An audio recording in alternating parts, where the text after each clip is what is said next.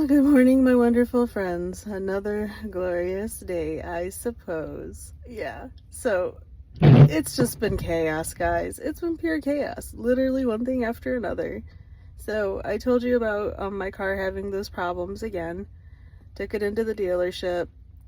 A little bit of a month later, they got everything fixed, allegedly. And last night when I was driving home, I've had the car for 2 days. Last night when I was driving home, the engine light came on again. And I did notice before the light came on that it was like kind of like jerking and like, I don't know, it was driving kind of rough.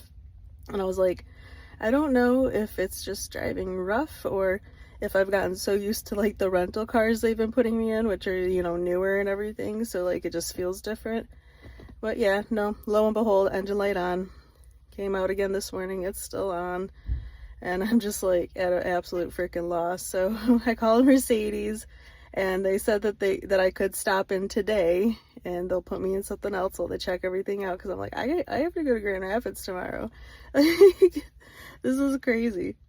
And he was even like, what? Like, yeah, I wish I were playing. I wish this was funny, but the hard part is again, like I work full time and I like just pulled up to work and I have all this time that I have to take away, you know, taking lunches and stuff for these medical appointments. And then I've got like, you know, most stuff too that I've got to help him get back and forth to in between during regular working hours. And it is, I'm overwhelmed.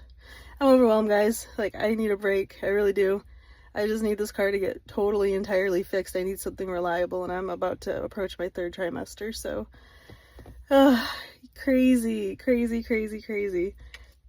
So yeah, I'm gonna get in there at least for a little bit and see if I can sneak away and get to the dealership so I can swap these cars out. And luckily the roads don't seem to be too terribly bad, which is crazy because like last night all the snow melted. It was like 50 degrees here. Everything melted.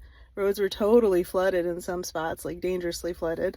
And then it dropped down and it was supposed to be like freezing rain, but I think the plow trucks actually got out at a decent time early this morning and took care of it. So I only slipped in like one spot, so not too bad, but I'm just like, like I need some things taken off my plate here. I really, really do. So yeah, so much going on, so much going on. And I know that, you know, Mo wishes that he could help me out a little bit more, but we're still like in the process of getting him to a spot where he can, you know, help me out and take some of the load off. So yeah, we are hoping to get his driver's test scheduled, is it next week or the week after? I can't remember. But yeah, I think it's the week after, actually, the 29th, whatever that is. So hopefully we can get him licensed up finally, and, you know, he'll be able to help me like with some of these errands, like while I have to be working. So yeah, we'll see. Anyway, I love you guys. Thanks for listening to all my woes and all this stuff going on.